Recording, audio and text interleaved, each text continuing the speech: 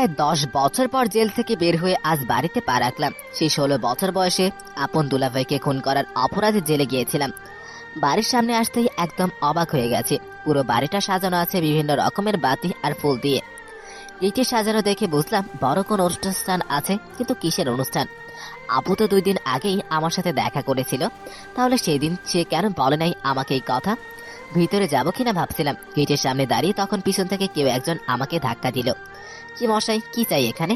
16 থেকে 14 বছরের একটা যুবক ছেলে বলল কথাটা। আজ এখানে কিসের অনুষ্ঠান? আমার ছোট খালামণি নিহার বিয়ে। ছেলেটার মুখে এমন একটা নিউজ শুনে আমি অবাক হয়ে গেলাম। তা আপনি কি আর এখানে কি চান? আমাকে তুমি চিনবে না, তোমার খালামণিকে গিয়ে বলো তার কলিজা আজ ছাড়া পেয়েছে। মানে কি? যা বলছি তাই করো। আম্মু আম্মু, নানা ভাই। চিৎকার করতে করতে বাড়ির ভিতর গেল। মিনিট খানিক পর পরিবারের সবাই এখানে হাজির, শুধু ছেলেটার খালামণি ছাড়া। বাড়ির কর্তা মানে আমার বাবা রায়হান সাহেব আমাকে দেখেই রেগে বলে উঠলেন, এখানে কি চাই? তোমাদের দেখতে এসেছি বাবা। আপনাকে তো চিনলাম না। আমি এই পরিবারের সন্তান। এই পরিবারের সন্তান আজ থেকে 10 বছর আগে মারা গেছে। আমার মুখে এত বড় একটা কথা শুনে আমার চোখের বাদ যেন আর মানছেই না। তোমাদের সবার মনে আমার জন্য এখনো অনেক রাগ জমে আছে। রাগ তো তার উপরই করা যায় যে বেঁচে আছে, মরা মানুষের উপর আবার কিসের রাগ? কথাটা বললেন আমার বড় আপু নীলা। আপনি এখন এখান থেকে যেতে পারেন, বরযাত্রী আসার সময় হয়ে গেছে। এরা এখানে আপনার মতো খুনিকে দেখলে বিয়ে ভেঙে দিবে। জি, অবশ্যই চলে যাব। তার আগে আমি আমার কলিজার টুকরার সাথে একবার দেখা করতে চাই। কার সাথে? নিহার সাথে দেখা করতে চাই। সে এখন দেখা করতে পারবে না। আপনি এখান থেকে ভালো ভালো যাবেন নাকি আমি লোক ডাকবো? ডাকতে হবে না, আমি নিজেই চলে যাচ্ছি বলে চোখের জল মুছতে মুছতে বাড়ি থেকে বের হতে লাগলাম। বাড়ির গেট পেরিয়ে যেতেই নিহা আসলো সেখানে। আম্মু কে আসছিল? জানি না কে আসছিল, লুকিয়ে চোখের জলটা মুছে বললেন। কে আসছিল আপু? শুনলি না আম্মু কি বললো? আমরা কেউ জানি না কে আসছিল। নিহা সবাইকে জিজ্ঞেস করলো, কেউ উত্তর দিল না। তখন শেষমেশ নীলা আপুর ছেলে অনেককে জিজ্ঞেস করলো। কথা শুনে বুঝতে পারলাম সে যেই হোক না কেন এই বাড়ির কোনো সদস্য। তোকে কি কিছু বলেছিল? প্রথমে আমি যখন তাকে গেটের সামনে দেখি তখন বলেছিল তোমাকে গিয়ে বলতে তোমার কলেজা আজ জেল থেকে ছাড়া পেয়েছে। আম্মু, নানা ভাই, নানু ভাই সবাই মিলে তাকে তাড়িয়ে দিলি কেন? সে কোন দিকে গেছে? এই তো একটু আগেই ডান দিকে গেল। তখন পিছন থেকে আব্বু ডাক দিয়ে বললেন, এখানে কি করছো? বরযাত্রী আসার সময় হয়ে গেছে। ভাইকে তোমরা তাড়িয়ে দিলে কেন? কে ভাই? কার ভাই? তুমি জানো না তোমার ভাই আজ থেকে 10 বছর আগে মারা গেছে? মারা গেছে তোমাদের জন্য হতে পারে, কিন্তু আমার জন্য আমার ভাই এখনো বেঁচে আছে। নিহার মুখে এমন কথা শুনে আব্বু তার কাছে এসে তাকে কষে একটা চর বসিয়ে দিয়ে বললেন, বেশ তর্ক শিখে গেছিস, চুপচাপ রুমে গিয়ে এখনই রেডি হ, একটু পরে বরযাত্রী আসবে। আমি কবুল বলার সময় আমার ভাই আমার সামনে না তাকালে কবুলের 10 সেকেন্ডের পর আমি বিষ খাবো। এখন আমি জানি না তোমরা কিভাবে আমার ভাইকে আমার সামনে নিয়ে আসবে। এইদিকে আমি হাঁটছিলাম নতুন কোনো ঠিকানার উদ্দেশ্যে। ফুটপাত দিয়ে হাঁটতে হাঁটতে শহরের মধ্যবৃত্ত একটা বেঞ্চে বসে পড়লাম। তখন কয়েকটা গাড়ি এসে আমার সামনে থামলো। দেখে লাগছে এটা কোনো বিয়ে বাড়িতে যাবে হয়তো, কিন্তু এখানে এসে কেন থামলো? তখন দেখি একটা গাড়ির টায়ার পাঞ্চার হয়েছে। যে গাড়িটা নষ্ট হয়েছে সেটাকে রেখে সব গাড়ি চলে গেল। ড্রাইভার টায়ার চেঞ্জ করছিল, খুব গরম ও ছিল, তাই গাড়িতে থাকা সবাই বের হয়ে গেছে। প্রায় 10 থেকে 12 জন, তাদের মধ্যে মেয়েদের সংখ্যা বেশি। আমি একসাথে এতগুলো মেয়েদের দেখে সেখান থেকে উঠে গেলাম। ফুটপাতে আরো মানুষজনও হাঁটছিল। সবার ভিড়ে কাটিয়ে যাওয়ার সময় অনিচ্ছা শর্তে একটা মেয়ের বুকের সাথে আমার হাতটা লেগে গেল। সরি। বেয়াদবের বাচ্চা! গালি দিলেন কেন? লুচ্চামি করতেছিস তো করতেছিস, তার উপর বড় গলা। দাঁড়া, দেখাচ্ছি মজা। বলে চিৎকার চেঁচামেচি করে মেয়েটা সেখানে অনেকগুলো মানুষের ভিড় জড়ো করলো। এদের মতো লুচ্চাদের জন্য আজ মেয়েরা স্বাধীনভাবে চলাফেরা করতে পারে না। আমি দেখি নাই, সরি বললাম তো। প্রথমে ইচ্ছা করে আমার সাথে লুচ্চামি করেছে, আর এখন আপনাদের দেখে সরি বলতেছে। আপনারাই বলেন এর কি করা যায়? তখন ভিড় থেকে একটা লোক বলে উঠলো, মারো শালা বদমাইশ বেটাকে। লোকটার কথা শুনতেই আমার কথায় কেউ কান না দিয়ে ঝাঁপিয়ে পড়লো আমার উপর। কারো ঘুষি আর কারো লাথি খেয়ে পড়ে গেলাম মাটিতে। সবাই মিলে আমাকে গণধোলাই দিল প্রায় 10 মিনিট।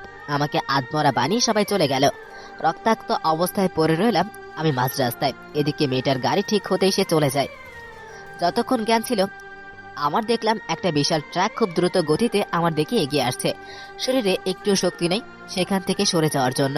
মনে হচ্ছিল আমার সমস্ত শরীরে শক্ত করে ধরে রেখেছে মৃত্যুর ফেরেশতা। কিছু সময়ের জন্য মনে করতে লাগলাম আমার অতীতটা, কলেজের সাথে কাটানোর দিনগুলোর কথা বড্ড বেশি মনে পড়তেছিল। ফ্ল্যাশব্যাক। বাড়িটা মাথায় তুলে নেবি নাকি তোরা দুজনে মিলে? কোথায় আর তুলে নিলাম, বাড়িতে বাড়ির জায়গায় আছি। আচ্ছা, আমার পরিবার আর আমার পরিচয়টা একটু দিয়ে আসি চলেন। আমার বড় বোনের নাম নীলা, তার নাম অনুসারে আমার নাম রাখা হয় নিহান, আর আমার নাম অনুসারে আমার কলেজেটার নাম রাখা হয় নিহা। নীলা আপু আমার থেকে 8-10 বছরের বড়। এদিকে আমি আর নিহা যমজ, কেউ কারো ছোট বা বড় নয়। কেউ কখনো আমাকে ভাই বলে, আবার কখনো নাম ধরে ডাকে। আমিও কখনো তাকে আপু, আবার কখনো নাম ধরে ডাকি। কিন্তু যতদিন জেলে ছিলাম ততদিন তাকে কলিজা বলে ডেকেছিলাম। আমরা দুইটি ভাই বোনের সব দুঃখের ইতিহাসটা একমাত্র ওই জেলের 4 দেওয়ালে আর লোহার শিকলগুলোই জানে। অনেক হলো কথা, এখন ফিরি কল্পনা বা অতীতে। এই আপু, আজ স্কুলে যাবি না? না ভাই, যাবো না। কেন? তোকে বলবো না। তাহলে তোর কোনো জামাইকে বলবি পেতনি। ওই টিকটিকির নাতি। কি বললি? যা শুনলি তাই বললাম। গেতুনি জামাই। বাদুরের বউ। কুত্তা। এই তোরা কি শুরু করলি? দেখো আম্মু, তোমার ছেলে আমাকে কি সব বলছে। আমি জানি না বাবু, তুই তোর আব্বুর কাছে বলিস, উনি এখনই অফিসে যাওয়ার জন্য বের হবেন। আমার কথা শেষ না হতেই ব্যাগ হাতে নিয়ে আব্বু বের হলেন। নিয়ে আব্বুকে বলার আগে আমি বলে উঠলাম, দেখছো আব্বু, সামনের মাসে পরীক্ষা আর তোমার মেয়ে এখন স্কুল ফাঁকি দিচ্ছে। আম্মু, তোমার ছেলেকে সাবধান করে দাও। বাবা, ভালো কথা বলতেই হুমকি। এই পিতনিটা আমার বোন কেমনে হলো আম্মু? কুত্তা, তোরে তো আজ আমি খাইছি। আমাদের এসব কাণ্ড দেখে আব্বু বলে উঠলেন, নিহান, তুই নাস্তা করে স্কুলে চলে যা। নিহা আজ যাবে না। কিন্তু কেন? সকাল থেকে ওর খুব জ্বর উঠেছে। কি, আমাকে আগে বললে না কেন? বলে নিহার গালে এবং কপালে হাত দিলাম। ইমা, এত দেখছি জ্বরে গা পড়ে যাচ্ছে, ওষুধ খেয়েছিস কি? বাসায় ওষুধ ফুরিয়ে গেছে, আব্বু অফিস থেকে আসার সময় নিয়ে আসবে। আব্বু তো সেই রাতে ফিরবে, এতক্ষণ ওষুধ না খেয়ে তুই থাকবি কি করে? এদিকে আব্বুকে নাস্তার টেবিলে নাস্তা দিয়ে আম্মু হাসছিলেন আর বলছিলেন, এই তো একটু আগে দুজনের মাঝে কি তুমুল ঝগড়া হচ্ছিল। নিহার জ্বরের কথা শুনতেই সব শেষ হয়ে গেল। তাদের ভাই বোনের ভালোবাসা দেখলে মাঝে মাঝে আমার নিজেরও হিংসা লাগে। তোর আবার হিংসা লাগবে কেন? যে ভালোবাসা পাওয়ার কথা ছিল আমরা দুজনে, সেটা তাদের নিজের মধ্যে ভাগ করে নিয়েছে।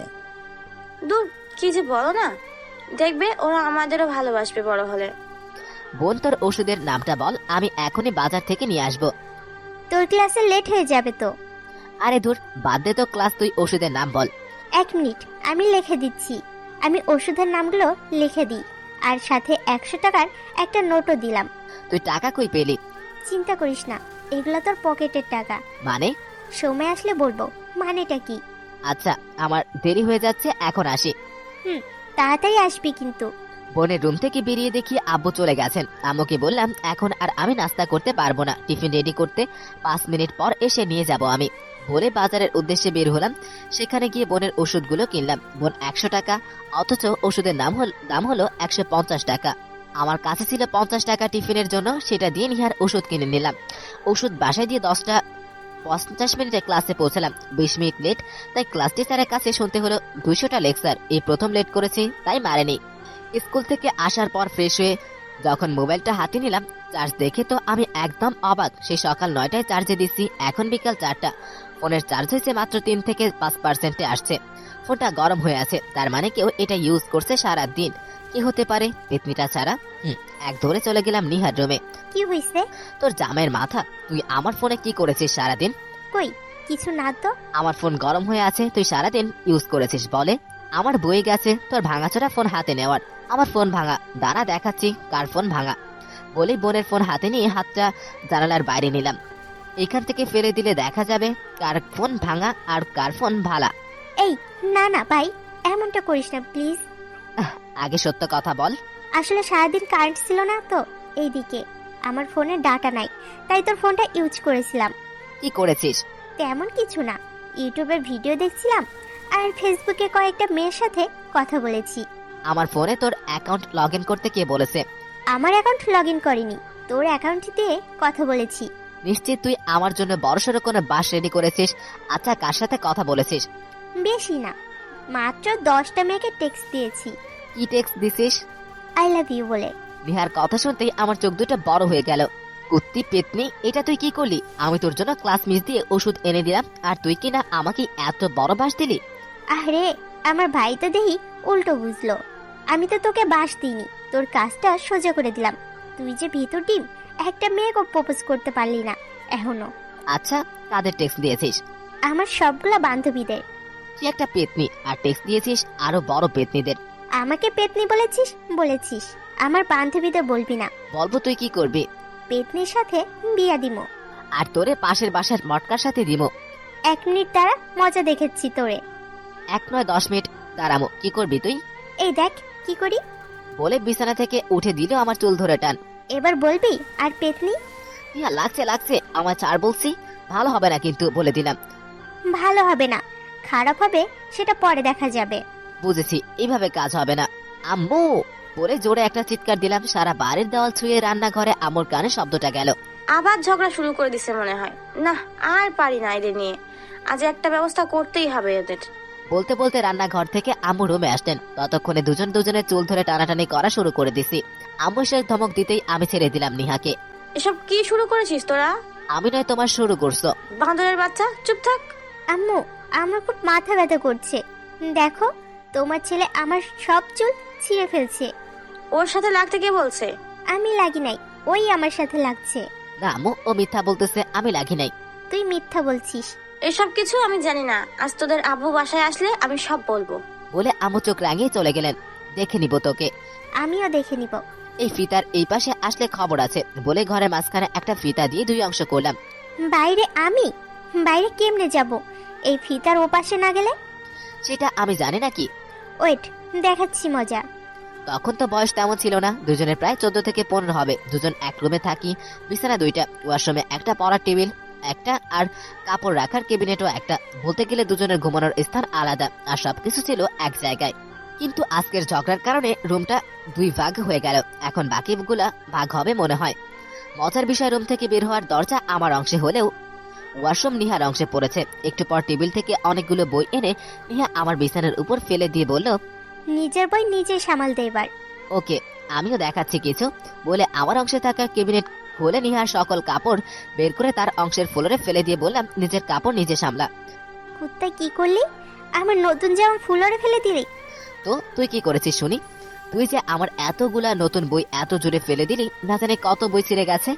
তাই করস না কেন? কিন্তু এই ফিতার এই পারে আসলে খবর আছে। কিসের ফিতা? আজ থেকে তোর সাথে আমার কোনো সম্পর্ক নাই। তোর অংশে তুই থাকবি, আমার অংশে আমি। ওকে, ওয়াশরুমের চাবিটা কিন্তু আমার হাতে। রাতে দেখব তুই কি করস। তোর মতো খাবিস না আমি। আমি যে রাতে বারবার ওয়াশরুমে যাবো, আমার তো চিন্তা হচ্ছে এখন থেকে তুই কেমনে বের হবি। এভাবে বলে নিহা ফিতার কাছে আসলো। তারপর ফিতাটা একটু সরিয়ে দিয়ে দরজার কাছে নিল। এখন পারবো তো বের হতে? আমি সরিয়ে নিলে তো আর পারবি না। ওইটা 1 মিনিট। ফিতাটা একটু সরিয়ে দিলে তুই ওয়াশরুমে যেতে পারবি, আর আমি বাইরে। মানলাম, কিন্তু তোর মতো একটা পেতনির সাথে থাকতে হলে একটু চুক্তি বানাতে হবে। রাতে বানাবো। বিকেলে ছাদে বসেছিলাম, তখন নিহা আসলো। এই শোন, একটু বাজারে যেতে পারবি? আমার খেয়ে কোনো কাজ নাই মনে হয়।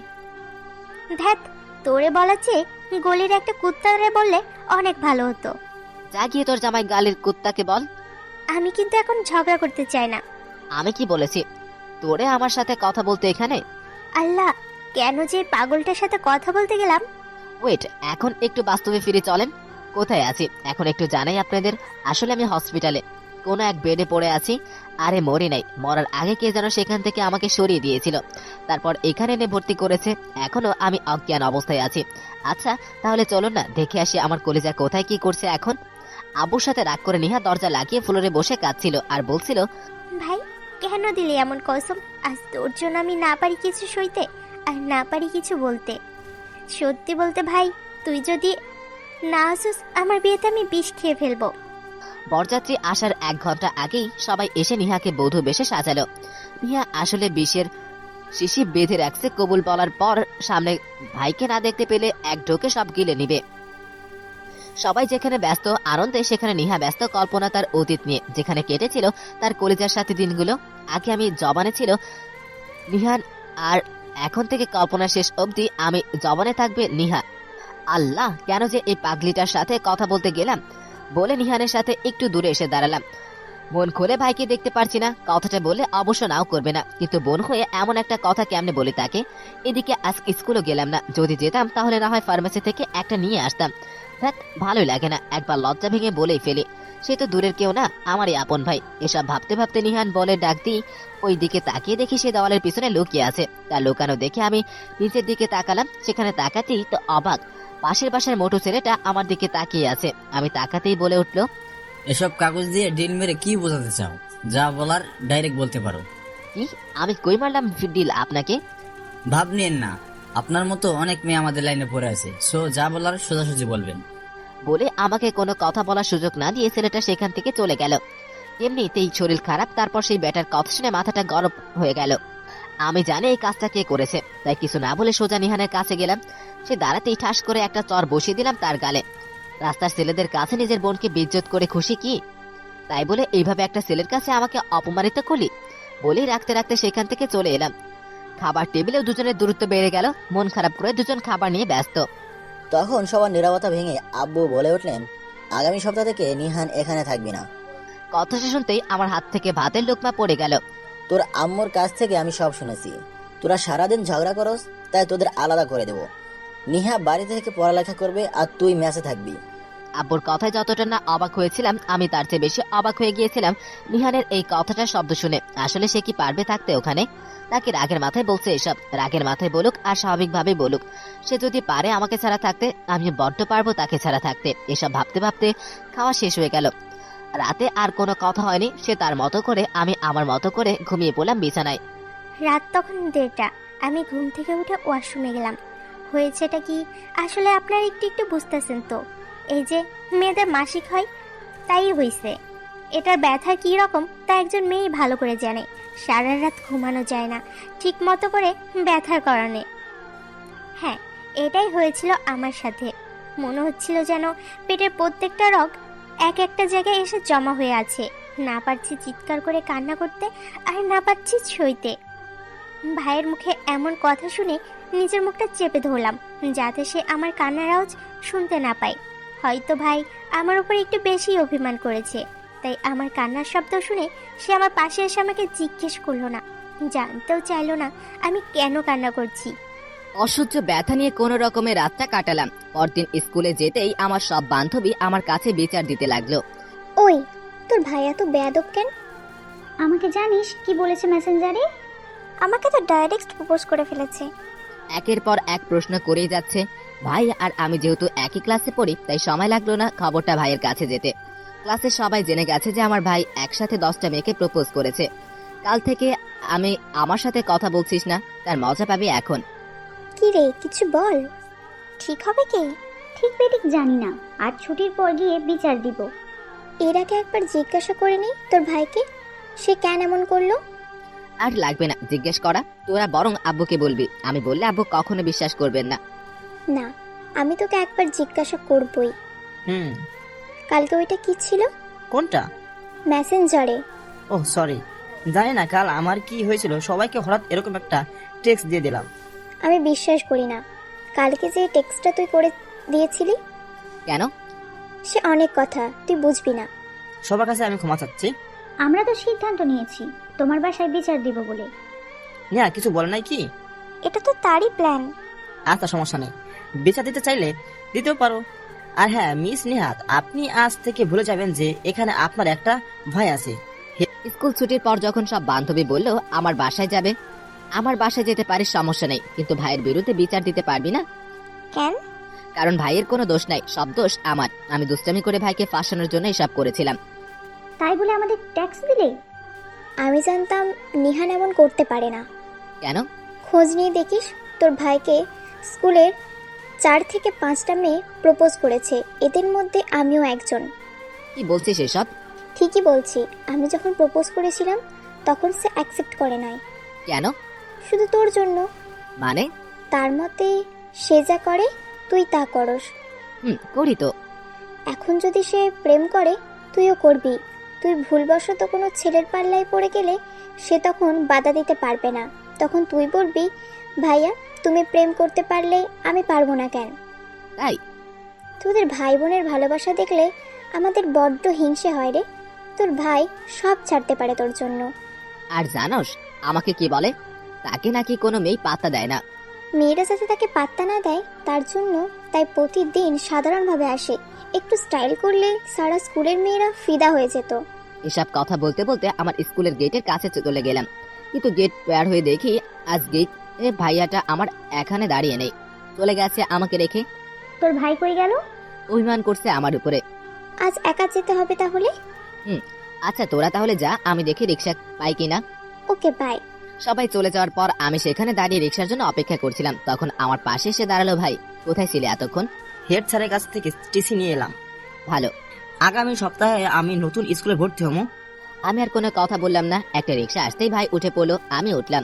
কিছু দূর যাওয়ার পর একটা ফার্মেসির সামনে থামতে বললাম। কি করবি? একটা কাজ আছে। আচ্ছা বল, আমি নিয়ে আসি। কি লাগবে? না লাগবে না বলে রিক্সা থেকে নেমে ফার্মেসিতে গিয়ে একটা প্যাড নিলাম। ভাই রিক্সায় বসে দেখতেছে আর হয়তো ভাবতেছে কালকে রাতে আমি এই জন্যই কান্না করেছিলাম। আমার ধারণাটা ভুল হলো না? রিক্সাতে উঠতে ভাই বলে উঠলো, কাল রাতে বুঝি তুই এজন্যই কাঁদছিলি? তাহলে আমাকে বল, বিকেলে বললি না কেন? কিভাবে বলবো তোকে, আর কেনই বা বলবো? হ্যাঁ, তুই আমাকে বলবি কেন? আমি তোর কে হই? তুই তোর রাগ নিয়েছিলি, এখনো আছোস। আমি তো তোর কেউই না। আচ্ছা তুই আমার কেউ না, তাহলে কেন তোর বান্ধবীদের বাধা দিলি বাসায় বিচার নিয়ে আসতে? দোষটা আমার ছিল। আমার দোষের কারণে অন্য কেউ কেন শাস্তি পাবে? আর তুই কেন ওই সে প্রপোজাল রিজেক্ট করলি? তুই কেন জানলি? বলে আমার দিকে অবাক হয়ে তাকালো। সে আমাকে সবকিছু বলেছে। আমার ভালো লাগে না তাই। আমার জন্য তুই এমনটা করেছিস? আমার বইয়েই গেছে একটা পেতনির জন্য এসব করতে। কাকে পেতনি বললি? যাকে বলা তাকেই বলছি পেতনি। খুব সাজে গেছে বুঝি রাস্তার মাঝখানে হাজার হাজার মানুষের ভিড়ে কেলানি খাওয়ার। কেলানি শুধু তুই নয়, আমিও দিতে পারি। কিছুটা মিটমিট হয়ে গেলে ওখানে কিন্তু বাসে যাওয়ার পর সেই একই অবস্থা। ভাই যেন আমাকে চিনেই না, বারবার এড়িয়ে যায় আমাকে। সে তার মতো আর আমি আমার মতন করে কেটে গেল 4 দিন। আগের মতো ভাই বিকেলে হলে সাথে যায় না, বন্ধুদের সাথে আড্ডা দিতে চলে যায়। বিশাল বড় এই বাড়িতে আমি হয়ে গেলাম বড্ড একা। আব্বু সারাদিন অফিসে থাকে, আমু তো তার কাজে। তাই ভাইয়ের সাথে কথা না বলে যেন আমার দিনই কাটছে না। সারাদিন তো আর ফোন টিপে সময় যায় না। বিকেল হলে সাদে বসে থাকি আর রাত হলে পড়ার টেবিলে। 6 দিন পর রাতে ভাই আর কাপড় প্যাক করছিল, দেখে বুঝতে পারলাম সে কালকেই চলে যাবে। তুই কি সত্যি সত্যি চলে যাবি? আমার কথা একবারও ভাবলি না? তোর কথা আবার কি ভাবতে হয়? তুই চলে গেলে কি হবে আমার খেলার সাথী? তোর জামাই হবে। কুত্তা, আমি ফাজলামি করছি না তোর সাথে, বল। আমিও ফাজলামি করছি না। এটা কি করে শেষ কথা? রে, এটাই শেষ কথা। কাল খুব ভোরে উঠে চলে যাব, তোর সাথে দেখা নাও হতে পারে। আর বলে কাপড় প্যাক করতে লাগলো ভাই। আর এদিকে যেন আমার চোখের জল আটকে রাখতে পারলাম না আমি। বরযাত্রী চলে আসছে। ভাই এসেছে কি? তোর আব্বু সারা শহর খুঁজেছেন মানুষ দিয়ে, কিন্তু কোথাও পায়নি তাকে। আমি জানি না, ভাইকে না পেলে যা বলেছি তাই করব। মা আমার, এমন করিস না প্লিজ, বোঝার চেষ্টা কর মা তুই। এর পিছনে রয়েছে অনেক বড় একটা ঘটনা। কেন আমার বোন আমার জন্য পাগল, আর কেনই বা আমার পরিবার আমাকে খুনি বলছে, সবকিছু বুঝতে পারবেন সামনে গেলে। এবার চলুন না আমার কাছে একটু যাই। মানে আমি কোথায় কি করছি এখন একটু জানিয়ে দিই। হসপিটালে বেডে জ্ঞান ফিরতেই দেখলাম একজন নার্স আমার সিলাইন খুলে দিল আর বলল, এখন পুরোপুরি সুস্থ আপনি, চাইলে যেতে পারেন। আমার বিল কত এসছে? সব মিলিয়ে 4000। এখন তো আমার কাছে এত 1 টাকাও নাই। আপনার বিলটা দেওয়া হয়ে গিয়েছে। কে দিল? ডক্টর ঐশী। ঐশী? সে এখন কোথায়? 3য় ফ্লোরে কেবিন নম্বর 105-এ একটা অপারেশন করতেছেন। ধন্যবাদ বলে সেখান থেকে বেরিয়ে 105 নাম্বার কেবিনে গেলাম। কেবিনের জানালার কাছ দিয়ে দেখতে পেলাম 3 জন পুরুষ ডাক্তার আর একজন মেয়ে ডাক্তার চিকিৎসা করছেন। হয়তো এই মেয়েটাই ঐশী, কিন্তু কার চিকিৎসা হচ্ছে এখানে? একটু সামনে যেতেই মুখটা দেখে অবাক হয়ে গেলাম আমি। আমার কলিজা বধূ বেশে চোখ বন্ধ করে শুয়ে আছে বেডে। ডাক্তাররা তার মুখে একটা ওয়াশ করার মেশিন লাগিয়ে ভিতর থেকে বিষ বের করছিল। তখন চোখ পড়লো পাশে একটা বেঞ্চের দিকে, ওখানে বসে আছেন আমার আম্মু। আমি তাড়াতাড়ি গিয়ে আম্মুকে জিজ্ঞেস করলাম, আম্মু কি হয়েছে বোনের? আম্মু আমার কথা শুনে মুখে তুলে কাঁদতে লাগলো। বলতে লাগলেন, বাবা তোর বোন বিষপান করেছে। আমার কথা শুনতেই 2 পা পিছনে চলে গেলাম। আরে না, চলে যায়নি, কেউ একজন ধাক্কা দিয়েছে আমাকে। ঘুরে তাকাতেই ঠাস করে একটা চড় মারলো নীলা আপু। এবার খুশি তো? আমি কোনো কথা বললাম না, বলবোই বাকি কিছুই মাথায় আসছে না। তোর জন্যই আজ আমার বোন বদবেশে মৃত্যু শয্যায় আছে। আপু, বোন শুধু তোমার একার নয়, নিহা আমারও বোন। আর হ্যাঁ, সবাই কান খুলে শুনে রাখো, নিহা এই পরিবারের সদস্য, এর আগে সে আমার বোন। নীলা আপু, এই লুচ্চা বেটা এখানে কি করছে? বলতে বলতে অপারেশন থিয়েটার থেকে বের হলো ঐশী। ঐশী, মুখ সামলে কথা বলো। কাকে তুমি কি বলছো? যাকে যা বলা উচিত তাকেই তা বলছে। আন্টি আপনি যান নিহারের কাছে, সে এখন সুস্থ আছে বলে ঐশী তার মুখের মাস্কটা খুলল। ঐশীকে দেখতেই আমি একদম অবাক হয়ে, আরে এই তো সেই মেয়ে যে আমাকে রাস্তায় মানুষদের দিয়ে গণধুলাই দিয়েছিল। নীলা আপু আর আম্মু কেবিনে যেতেই ঐশী বলে উঠল, এখানে কি চাস? তুমি কি আমাকে চিনতে পারছো? খুব ভালো করে চিনি। আমার ভিতরে একটু হলেও মানবতা আছে, তার কারণে রাস্তায় একটা লুইচ্চাকে হসপিটালে নিয়ে এসে তার চিকিৎসা করিয়েছি। মিস ঐশী আমাকে এখনো চিনতে পারেন নাই? আপনি যদি চিনতেন আজকে এমন সিন দেখতে হতো না। কে আপনি? আর আমার নামটাই বা কেমনে জানলেন? সেটা না হয় আপনার প্রেজেন্ট নিহাকেই জিজ্ঞেস করিয়েন, সব জানতে পারবেন। বলে সেখান থেকে একটু দূরে এগিয়ে একটা বেঞ্চে বসে পড়লাম, অপেক্ষায় আছি আম্মু আর আপু বের হলে আমি ভিতরে যাব এক নজর আমার কলেজাটাকে কাছ থেকে দেখার জন্য। তখন আব্বু আসলেন, সাথে একটা ছেলে, হয়তো এটাই আমার কলেজার স্বামী হবে। আব্বু আমার দিকে একবার তাকালেন, তারপর কি মনে করে চলে গেলেন নিহার কেবিনে। আমি দুই হাত হাঁটুতে ভরে দিয়ে মাথা নিচু করে বসে আছি, চোখের পানি পড়তেছে, কোনো বাধা নামে নেই। কিছুক্ষণ পর সবাই বোনের কেবিন থেকে বেরিয়ে আসলো, কারণ তার জ্ঞান ফেরেনি এখনো, ডাক্তার ডিস্টার্ব না করতে বলেছে। সবাই এসে বলল আমার পাশের সিটগুলো জুড়ে এদিকে। একটু পরেই নিহাকে নিয়ে অন্য কেবিনে গেল। সবার নিরাপত্তা ভেঙে আব্বু বলে উঠলেন, তুই কেন? আসলে আমাদের জীবনে এমন একটা কালবৈশাখী ঝড় হয়ে।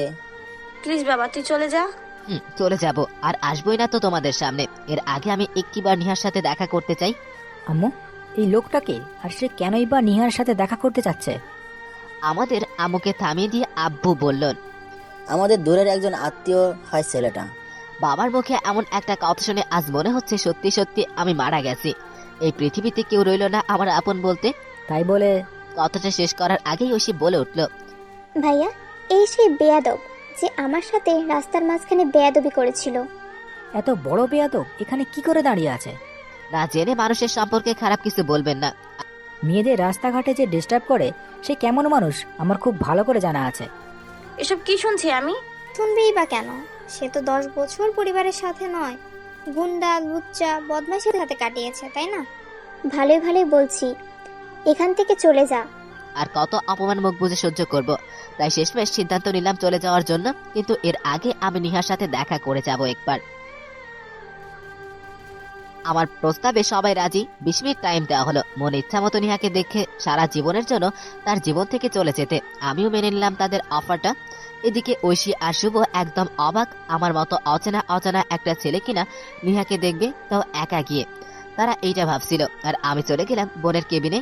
সেখানে তার সিটের পাশে বসে রইলাম। মনে পড়ে গেল সেই দিনের কথা। ওই দিনও আমি এভাবেই তাকে ঘুমে রেখে বিদায় নিয়েছিলাম, আর আজ বিদায় নিব আজীবনের জন্য। আর আসবো না তার লাইফে, আমি থাকবো না নিহার লাইফে। নিহার নামের কলেজার ভাইটা। ফ্ল্যাশব্যাক। আমরা গরিব ছিলাম না, আমরা ধনীও ছিলাম না। যে টাকা বেতন পেতেন আব্বু, সে টাকা দিয়ে আমার আর বোনের পড়ালেখার খরচ প্লাস সংসারের খরচ চলতো না। এদিকে আম্মু অনেকদিন ধরে অসুস্থ, তার চিকিৎসার জন্য গ্রামের বাড়িতে আমাদের যেটুকু জায়গা ছিল সব বিক্রি করে দিয়েছেন আব্বু। এখন সম্পদ বলতে এই বাড়িটা আর ব্যাংক ব্যালেন্স কিচ্ছু নাই, সব শূন্য। ব্যাংক ব্যালেন্স সবই হতো যদি আব্বু অন্যান্য সরকারি চাকরি অফিসারের মতো টেবিলের নিচ দিয়ে টাকা নিতেন। সত্যতার কারণে তিনি সেটা করেন না। মাসের শেষে আব্বুর বেতন 20,000 টাকা, সংসারের খরচ 10,000 টাকা হলেও বাকি 10,000 টাকা দিয়ে চলে না আমার 2 ভাই বোনের পড়ালেখার খরচ।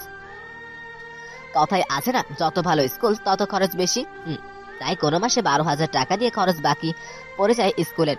তাই একদিন রাতে আব্বু আমাকে তার রুমে ডাকলেন। আব্বু, কিছু বলবেন কি? বাবা, অনেক কিছু বলার ছিল। জি বলেন। আমার বয়স হয়েছে, কয়েকদিন পরে আমি অবসর নিতে হবে হয়তো। জি। গ্রামের বাড়িতে যা সম্পদ ছিল সবই তো বিক্রি করে দিয়েছি। ব্যাংক ব্যালেন্স এখন শূন্য বাবা। আমি ভাবতেছি সামনের দিনগুলো কিভাবে কাটাবো। এটা নিয়ে চিন্তা করবেন না আপনি, আমি মাধ্যমিক পরীক্ষাটা শেষ করেই কোনো না কোনো কাজ শুরু করে দিব। কিন্তু এখন যে তোমাদের দুজনকে একসাথে পড়ানো আর আমার পক্ষে সম্ভব না। আমি কিছু না বলে চুপ করে দাঁড়িয়ে থাকলাম। ঢাকায় আমার একটা বন্ধু আছে, তার নিজস্ব একটা বড় হোটেল। আমি বলি কি, তুই ওখানে চলে যা, হোটেলে কাজ করে যা পাবি আমাদের দেওয়ার দরকার নেই। তুই এখানে ভালো দেখে একটা স্কুলে ভর্তি হবি আর তোর নিজের পড়ার খরচ নিজেই চালাবি। খারাপ বলেন নাই আব্বু, এটা করলে খুব ভালো হবে। তুই না চাইলে নাই, আমি জোর করব না তোকে।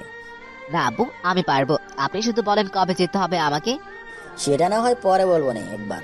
তাহলে এখন আসি আব্বু। সেদিন থেকে বোনকে না চাইতেও দূরে ঠেলে দিলাম বারবার। সে জানে না আসলে আমি ওখানে পড়তে নয়, কাজে যাচ্ছি।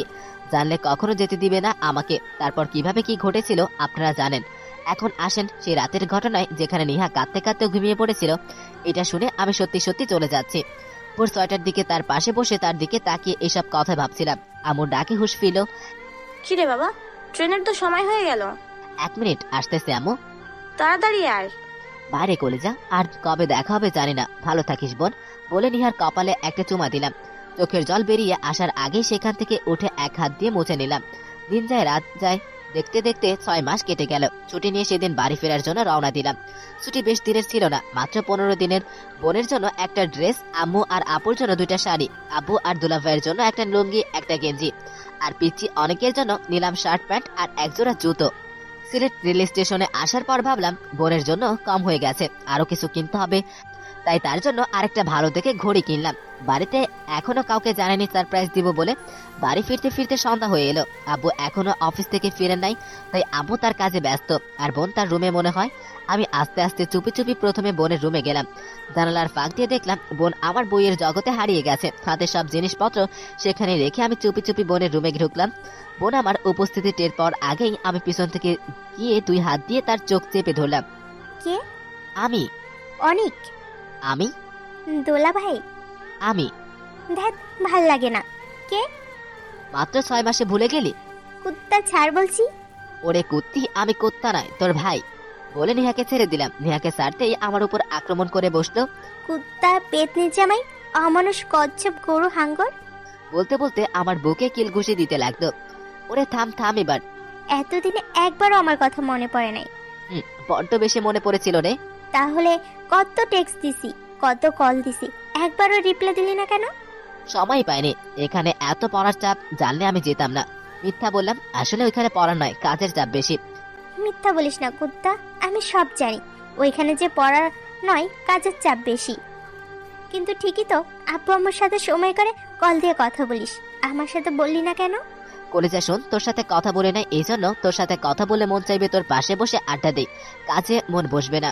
তাই বলে একবারও কল দিবি না? সরি রে কলেজা। যা, তোর সাথে কথা বলবো না। সরি বললাম তো। কথা বলবো না, ব্যাস বলবো না। আচ্ছা তাহলে আমি চলে যাচ্ছি আবার। বলে একদম সামনে যেতে নিহা আমাকে পিছন থেকে টান দিয়ে ধরে বলল, পেতনি জামাই, কই যাবি শুনি? ধুর, কোথাও যাবো না। আমি তো যাচ্ছি তোর জন্য যে গিফট এনেছিলাম সেগুলো দেখানোর জন্য। কি গিফট এনেছিস? দেখলেই বুঝতে পারবি। আমি নিহার দরজার সামনে রাখা ব্যাগগুলো নিয়ে এসে নিহার বিছানায় রাখলাম। এমা, এত কিছু কার জন্য? সবার জন্য এনেছি। এত টাকা কোথায় পেলি? গত 6 মাসে 60,000 টাকা বেতন পেয়েছি। টাকা খাওয়া ফ্রি ছিল, আর পড়ালেখার খরচ হয়েছে মাত্র 10,000 টাকা। 6 মাসে রইল বাকি 50,000। সেখান থেকে 10,000 টাকা দিয়ে এগুলো কিনলাম, আর ক্যাশ আছে এখন 40,000 টাকা। তুই তো সেলিব্রিটি ভাই, 16 বছর বয়সে এত টাকা রুজি করলি মাত্র 6 মাসে। বুঝতে হবে না ভাইটা কার। মা নিহা, কার সাথে কথা বলছিস এখানে? বলতে বলতে রুমে ঢুকলেন আম্মু। আমাকে দেখতেই আম্মুর চোখে যেন পানি চলে আসলো। মুখে বিশ্বজয়ী হাসি নিয়ে বললেন, বাবা, তুই কখন এলি? এই তো একটু আগে। একটা ফোন দিলেই তো পারতি। সারপ্রাইজ দিব বলে দেইনি। আম্মু, এই দেখো ভাই তোমার জন্য কি এনেছে। বলে আম্মু শাড়িটা বের করলাম। এসবের কি দরকার ছিল? বাড়ে জীবনের প্রথম রোজের টাকা দিয়ে নিজের পরিবারের জন্য কিছু না কিনে অন্যদের জন্য কিনবো নাকি? তাই বলে এত দামি কাপড় কেনার কি দরকার ছিল? ওই দামি আম্মু, এটা তো মাত্র 1,400 টাকার কাপড়। মিথ্যা বলি কেন? এখানে দেখি প্রাইস মানি লেখা 2,000 টাকা। তোকে কে বলছে এসব পড়তে? তোর জন্য যেটা আনছি সেটা দেখ পছন্দ হয় কিনা। পছন্দ না হলে? তোকে নিয়ে কালকে আবারও যাব মার্কেটে করতে। লাগবে না, আমার এটাই খুব ভালো লাগছে। আচ্ছা দাঁড়া, তোর আব্বুকে ফোন দিয়ে বলি। না, আব্বুকে বলার দরকার নেই। বাসায় তেমন ভালো খাবার কিছু নেই, ওনাকে বললে আসার সময় উনি কিছু একটা নিয়ে আসবেন। আমাকে দূরে ফেলে দিতেছ? আমি এই পরিবারে কেউ না বুঝি? তা না বাবা, তুই এতদিন পর বাড়িতে এলি, ভালো মন্দ কিছু তোকে খাওয়ানো উচিত না? সেটা নিয়ে তোমাকে ভাবতে হবে না। আব্বুকে ফোন দিও না। আমি বাজার থেকে গিয়ে না হয় ভালো মন্দ তোমার জিনিসপত্র নিয়ে আসবো। পাগল একটা। বলে আম্মু চলে গেলেন। হ্যাঁ রে, এই ঘড়িটা তোর পছন্দ হয় কিনা দেখতো। ওয়াও ভাইয়া, এত সুন্দর ঘড়ি কার জন্য? আমার কলেজার জন্য। থাপড় মারস নাকি? বল, কোন মেয়েকে পটিয়েছিস তাকে গিফট করবি? তোকে ছাড়া আমি কখনো কোনো মেয়েকে কিছু গিফট করেছি কি? করেছিস তো, ক্লাস 2-তে নিপা নামের একটা মেয়েকে একটা কলম গিফট করেছিলি, মনে আছে কি? দেখ, ওইটা তো সে অনেক আগে কথা। আচ্ছা বল, কত টাকা দিয়ে কিনলি এটা? 2টা ঘড়ি ম্যাচিং করে 1600 টাকা দিয়ে কিনলাম। খারাপ হয়েছে কি? 2টা কেন? একটা তোর আর একটা আমার জন্য। বাবা ভাই, আমার বড্ড বেশি বড় হয়ে গেছে। আচ্ছা রে, এখন ফ্রেশ হয়ে নি, পরে কথা হবে। হুম। ফ্রেশ হয়ে আমি বাজারে চলে গেলাম। মনের আনন্দে বাজার করে বাড়ি ফিরলাম। বাড়িতে এসে দেখি আব্বু অফিস থেকে চলে আসছেন। তারপর অনেককে সালাম করলাম, ভালো মন্দ জিজ্ঞেস করলাম, আর অনেক কথা হলো।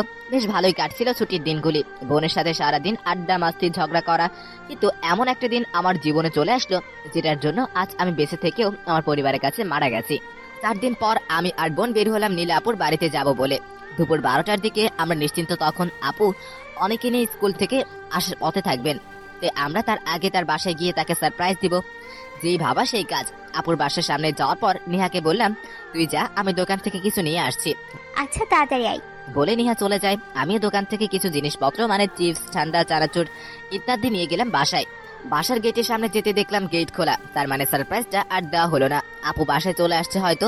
মনটা খারাপ করে ভিতরে ঢুকলাম। দরজা খুলতে যে দৃশ্য দেখলাম সেটার জন্য আমি একদমই প্রস্তুত ছিলাম না। দেখলাম দুলাভাই নেহাকে। সময় শেষ, আপনি এখন যেতে পারেন। নীলাপুর কথাটা শুনতেই কল্পনা ছেড়ে বাস্তবে ফিরলাম আমি। পিছনে তাকিয়ে দেখি নীলাপু, শুভ আর ঐশী দাঁড়িয়ে আছে। আমি বুঝি না, এরকম একটা লুচ্চা ব্যাটার এখানে আসার চান্স দেওয়া হলো কেন? আমি এই বিষয়ে কথা বলবো শক্ত করে নিহার আব্বুর সাথে। কার সাথে কথা বলতে হবে না, আমি চলে যাচ্ছি, সবাই ভালো থাকবেন বলে উঠে ঘুরে দাঁড়াতেই বুঝলাম নিহা আমার হাত ধরেছে। তার মানে তার জ্ঞান ফিরেছে। কোথায় যাবি? যেদিকে চোখ যায় সেদিকে চলে যাব। আচ্ছা চলে যা, এর আগে তুই তোর দেওয়া কসমটা তুলে নে, আর না হয় আমাকে গলা টিপে মেরে যা। প্লিজ পাগলামি করিস না কলেজে আমার।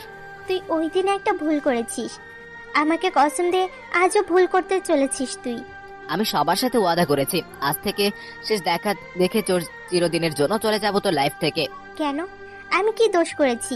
অনেক সময় অপরাধ না করেও শাস্তি পেতে হয়। ধরে নে তুইও কোনো অপরাধ ছাড়া শাস্তি পাবি। কেন? এটাই নিয়তির লেখা হয়তো। না, আমি মানি না। মানতে হবে যে তোকে, কারণ এটার পিছনে রয়েছে পরিবারের মান সম্মান আর তোর ভবিষ্যৎ। কিসের পরিবার, কার ভবিষ্যৎ? আমার এসব কিছুই লাগবে না, শুধু তোকে চাই, আবার আগের মতো করে। ফেলে আসা দিনগুলো চাইলেই ফিরে আসে না রে। আব্বু, 10 মিনিট পেরিয়ে 25 মিনিট হয়ে গেছে। চুপ। উনি ঠিকই বলেছেন, আমার সময় শেষ হয়ে এসেছে। আপনি যাবেন এখান থেকে নাকি আমি পুলিশ ডাকবো? আপনার জন্য আজ লোকে আমার ছেলেকে খুনির ভাগনা বলে ডাকে। জি চলে যাচ্ছি বলে নিহার হাত থেকে নিজেকে ছাড়িয়ে বেরিয়ে পড়লাম। এদিকে নিহার মাথা পুরো গরম হয়ে গেছে। তার উপর শুভ আর ঐশী প্রশ্ন করতে লাগলো, এই লুচ্চা বেটা কে? তার সাথে কি এমন কোনো সম্পর্ক তোর? এটা কি তোমার এক্স ওয়াইফ? জবাব দে নিহা। নীরব নিশ্চুপ হয়ে শুয়ে আছে, কারোর কথায় কোনো উত্তর দিচ্ছে না, শুধু চোখে জল মুছতেছে। আচ্ছা ঐশী, তুই আমাকে তোর ভাবি বানাইতে যাচ্ছিস কেন? তোর ভাইয়ের আচরণের কথা শুনে একটু আগে যার চরিত্রে তুই লুচ্চামির সার্টিফিকেট দিলি, ওই মানুষটাই ছিল আমার ভাই। কি বলছিস এসব? আমি জানতাম না ভাই এভাবে হঠাৎ ছাড়া পেয়ে যাবে। জানলে অবশ্যই বিয়েটা একটু পিছিয়ে নিতাম। একটা খুনির জন্য তুই বিয়ে পিছিয়ে নিতি? আপু, নিহানকে আপনি ভুল বুঝতেছেন। না, আমি আর নিহানের সম্পর্কে যা জানি তা এখানকার কেউই তো জানে না। কি এমন জানোস? নিহান তোকে কসম দিয়েছে, কিন্তু আমাকে না, তাই আজ আমি সব কথা খুলে বলবই। বল শুনি, কি এমন সত্য কথা যার কারণে একটা খুনির জন্য পাগল আমার বোন? ওই দিন নিহা আর নিহান যখন তোমার বাসায় যায়, নিহা আগে চলে গিয়েছিল, তারপর নিহান গেল। বাসার ভিতরে ঢুকতেই নিহান একটা চিৎকার শুনতে পেল, যেখানে তার বোন নিহা বলছে, ছেড়ে দেন আমাকে প্লিজ, কেউ আছো, আমাকে বাঁচাও। আওয়াজটা যেহেতু ওপর থেকে আসছিল, তাই নিহান দৌড়ে উপরে গেল। সেখানে নিহা আপুকে বেডরুমের সামনে যেতেই নিহা শুনতে পেল রাজন ভাইয়া বলছে, এখানে কেউ নাই তোকে বাঁচানোর জন্য, তোর উপর আমারও একটু আধটু অধিকার আছে। রাজন ভাই জানতে না যে নিহা একা আসে নাই, নিহানও এসেছে। নিহান বেডরুমের দরজা একটু ফাঁক করে দেখল বন্য পশুর মতো রাজন ভাই তার কলিজার বোন নিহার উপর আক্রমণ করেছে। সাথে সাথেই নিহান আস্তে করে দরজাটা খুলল। রাজন ভাইয়া তার উপস্থিতি টের পাওয়ার আগেই চালাকি করে পড়ে থাকা নিহার ওড়না দিয়ে নাজন এর গলায় পেঁচিয়ে দিল আর রাগের মাথায় সেটাকে সিলিংয়ে ঝুলিয়ে দিল। এক টানের মুহূর্তের ভিতরে রাজন ভাইয়ার দাবানলের মতো দেহটা লটকে গেল শুয়ে। নিহা নিজেকে গুছিয়ে বিছানার এক কোণে বসে দুই হাঁটু ধরে কাঁদতে লাগলো। তখন নিহান বলল, তুই বাড়ি চলে যা। যা বলছি। নিহা কেঁপে উঠলো ভয়। যখন রুম থেকে বেরিয়ে যাবে তখন নিহান আবার বলে উঠলো, তোকে আমার কসম দিলাম এখনো যা হয়েছে কাউকে কিচ্ছু বলবি না। আমি যা বলবো সেটাকে সবার সামনে এবং নিজের কাছে সত্য মনে করবি। নিহা মাথা নাড়িয়ে হ্যাঁ বলে কাঁদতে কাঁদতে বাইরে চলে গেল। বারান্দায় বসে কাঁদছিল। এদিকে নিহান যখন দেখলো রাজন মারা গেছে, তারপরও তার রাগ মেটে নেয়। ওনার এক প্রান্ত আর এক হাতে ধরে রাখলো আর অন্য হাত দিয়ে রাজনের নাক মুখে ঘুষি মারতে লাগলো। এদিকে নীলা আপু অনেককে নিয়ে যখন স্কুল থেকে ফিরল, তিনি দেখলো নিহা তার বারান্দায় বসে কাঁদছে। কি রে, তুই কখন এলি? আর এখানে বসে কাঁদছিসই বা কেন? নিহা কোনো জবাব দিল না। দু একবার জিজ্ঞাসা করার পর নীলা আপু শুনতে পেল বাসার ভিতরে কেউ একজন জিনিসপত্র ভেঙে চুরে চুরমার করে দিচ্ছে। তার সাথে সাথে বলছে, কুত্তার বাচ্চা, তুই এত সহজে মরতে পারিস না। তুই আমার কলিজায় হাত দিয়েছিস। তাড়াহুড়ো করে নীলা আপু বাসার ভিতরে গেলেন। বেডরুমের দরজার সামনে যেতেই নীলা আপু থমকে দাঁড়িয়ে পড়লেন। নিজের স্বামী রাজনের খুন আপন ভাইয়ের হাতে, এটা দেখার পর কে বা ঠিক থাকতে পারে? নীলা আপু ওই দিন যা দেখেছিল সব ভুল ছিল। যদি নীলা আপু আরো 10 মিনিট আগে আসতো তাহলে সে আজ নিহালকে খুনি বলতো না, বরং এটা বলতো নিহানের মতো ভাই আছে বলে আজ বোনেরা সুরক্ষিত। আপু, জানো ভাই কেন আমাকে কসম দিয়েছিল? নীলা আপুর চোখে শুধু জল দেখা যাচ্ছে, মুখে কোনো কথা নাই। তুমি বলেছিলে না আপু, লোকে তোমার ছেলেকে খুনি ভাগনা বলে, তাই আমাকেও এর জন্য কসম দিয়েছিল, যাতে লোকে তোমার ছেলেকে এটা বলতে না পারে যে সে একজন ধর্ষকের ছেলে। তার খালামণিকে ধর্ষণের চেষ্টা করায় তার মামা তার বাবাকে খুন করেছে। নীলা আপু শুধু কেড়ে যাচ্ছে। অনেকেরও বয়স কম না, এখন তার সব বোঝার বয়স। তাই নিহার কথাগুলো শুনে সে মন দিয়ে শুনলো। আর বাবার প্রতি যে শ্রদ্ধাবোধ ছিল সেটা আজ শেষ হয়ে গেল। তখন নিহা আব্বুকে ইশারা করে বলল, আজ ভাইয়ের জন্য তোমার পরিবারের মান সম্মান ডুবে গেছে, তাই ভাই তোমাদের কাছে মৃত। আরে ভাইয়ের জন্য আজ এই পরিবারের মান সম্মান বেঁচে আছে। যদি ওই দিন সব সত্য কথা ভাই বলে দিত, তাহলে আজ কোথায় মুখ দেখাতে? বলতে পারতে? ভাবতে অবাক লাগে, ভাইয়ের ভিতর সেদিন এতটা বোঝাটা কে দিল? 16 থেকে 17 বছর বয়সে ভাই নিজের কথা বলে গিয়ে ভেবেছিল আপু আমার অনিকের ভবিষ্যতের কথা নিয়ে। এখনো তোমরা আমাকে আমার কলেজের কাছ থেকে কি দূরে রাখতে চাও? না বোন, আমিও চাই আমার ভাইটার কাছে যেতে। সে কোথায় গেছে? হসপিটাল থেকে বেরিয়ে ডান দিকে গেল। হসপিটাল থেকে বেরিয়ে ডান দিকে 5 মিনিট গেলেই তো বাস স্ট্যান্ড। এখান থেকে কোথায় কোথায় বাদ যাই? শহরের বাইরে ঢাকা, চট্টগ্রাম, রাজশাহী। আপু, একটু দেরি করলে ভাই অনেক দূরে চলে যাবে আমাদের ছেড়ে। আমাকে কি চান্স দিবি একটু ওর কাছে ক্ষমা চাওয়ার? আগে ভাইকে খুঁজে বের করতে হবে তো। সবাই গেটের কাছে যাও, আমি পার্কিং থেকে গাড়ি নিয়ে আসছি। ভাই তাই কর। এই বাস কোথায় বলতে পারেন একটু? সরি আপু, বাসটা 1 ঘন্টা আগে এখান থেকে ছেড়ে গেছে। এখন কোথায় আছে? উজান বাটি হবে। সমস্যা নেই, ওখানে আমার লোক আছে, আমি তাদের ফোন করছি। তাড়াতাড়ি কর বাবা। হ্যালো সুমন, জি স্যার। তুমি এখন কোথায়? স্যার আমি তো এখন অফিসে। তোমার ওখান থেকে উজানবাটি রেস্টুরেন্ট কত দূরে? মাত্র 10-15 মিনিটের রাস্তা। তাড়াতাড়ি ওখানে যাও আর গিয়ে দেখো সিলেট টু ঢাকার বাস কি এখনো ওখানে রয়েছে। আচ্ছা স্যার, যাচ্ছি। স্যার আমি যাওয়ার 5 মিনিটের আগেই বাস চলে গেছে। আচ্ছা, আমাদের ঢাকা অফিসের শাখাটা কোথায়? স্যার মিরপুরে। রাখি, পরে কথা বলবো। জি স্যার। হ্যালো মহিম। জি স্যার। 5 থেকে 6 ঘন্টা পর সিলেট টু ঢাকা বাসে আমার একজন মানুষ যাবে, তুমি তাকে রিসিভ করতে পারবে কি? রাত 3টার সময় কি স্যার? স্যার। সরি স্যার, আপনি বরং তার কাছে আমার নাম্বার এবং ঠিকানা পাঠিয়ে দেন। সে সুযোগ নাই, সে মানুষের কাছে কোনো ফোন নাই, সে এখন উজানবাটি পেরিয়ে গেছে। ঢাকায় নামার পর তাকে তুমি রিসিভ না করলে বড়সড় বিপদ হয়ে যাবে আমার জন্য। ও তাহলে স্যার আপনি তার একটা ফটো আমার কাছে পাঠিয়ে দিন। না, ফটো নাই। তাহলে তাকে কিভাবে খুঁজবো? বাসের নাম শ্যামলী, নাম্বার 084-569-00 চ, ঢাকা। কি নামে ডাকবো? লোকটির নাম নিহান, উচ্চতা 5.5 ফিট। এত সব পারবো না, খালি নিহান বলবো। দেখতে উজ্জ্বল চেহারার অধিকারী, মুখে চাপ দাঁড়িয়ে আছে। বাস থামার সাথে সাথে তুমি বাসে উঠে তার নাম ধরে কয়েকবার ডাকলে পেয়ে যাবে। নিহান, তোমার কলিজার বোন নিহা তোমার অপেক্ষায় আছে। আচ্ছা, আপনি ঢাকার বাস স্ট্যান্ডের সাথে কন্টাক্ট করে আমাকে জানান। অবশ্যই। আচ্ছা চল এখন বাড়ি যাওয়া যাক। ভাবিকে নিয়ে আমাদের বাড়িতে যাব ভাই। না, আমি এখানে যাব না এখন। তাহলে কখন যাবি? বিয়ে তো হয়ে গেল, এখন শ্বশুর বাড়ি না গিয়ে কই যাবি? যতক্ষণ না আমার ভাই ফিরে আসবে ততক্ষণ আমি যাব না। আমার ভাই এসে যখন আমাকে নিজ হাতে বধূ বেশে বিদায় দিবে এ বাড়ি থেকে, তখন যাব। Good idea. তার সাথে আবার একটা অনুষ্ঠান করে তোর ভাইয়ের গলায় আমাকে ঝুলিয়ে দিবি। আচ্ছা বাবা, তাহলে চল এখন বাসায় যাওয়া যাক। আমি বলি কি, আজ তুমি আর ঐশী আমাদের বাড়িতে থাকবে। জি আম্মা। কি মজা, তুই বিয়ে করে শ্বশুর বাড়ি যাচ্ছিস না, আর আমি বিয়ে না করে শ্বশুর বাড়ি থাকবো। রাত 3টার দিকে সবাই ঘুমিয়ে পড়েছে। আব্বু শুভ অনেক এক রুমে, আম্মু আর নীলা আপু এক রুমে, ঐশী নিহা দুজন আমার রুমে। সবাই যখন ঘুম আচ্ছন্ন, নিহা তখন অপেক্ষায় আছে কলের, কখন ওই লোকটা কল দিয়ে শুভকে জানাবে যে নিহানকে পাওয়া গেছে। নিহান রুমের ভিতরে হাঁটা করছে, কখনো বসে আমার পড়া টেবিলের দিকে তাকাচ্ছে, আবার কখনো আলমারির খোলে আমার ছোটবেলার জামাগুলো দেখছিল। এদিকে আম্মু বাসায় পুরো পাগল হয়ে গেছেন। হঠাৎ নীরব স্তব্ধ পরিবেশের অবসান ঘটল শুভর ফোনের রিংটনে। সারা বাড়ির দেওয়াল ছুঁয়ে এসে যখন নিহার কানে গেল, নিহার এক দৌড়ে শুভর রুমের কাছে গেল। হ্যাঁ বল, বলছো কি এসব? তার মানে ওখানে নিহান বাস মিস করেছে? আচ্ছা ধন্যবাদ তোমাকে অনেক কষ্ট করার জন্য। শালাবাবু হয়, অভিমান করে চলে গেছে, এখন তাকে ফিরিয়ে না আনলে আমার এখানে বাসর টাসর কিছুই হইব না। আচ্ছা তাহলে এখন রাখি।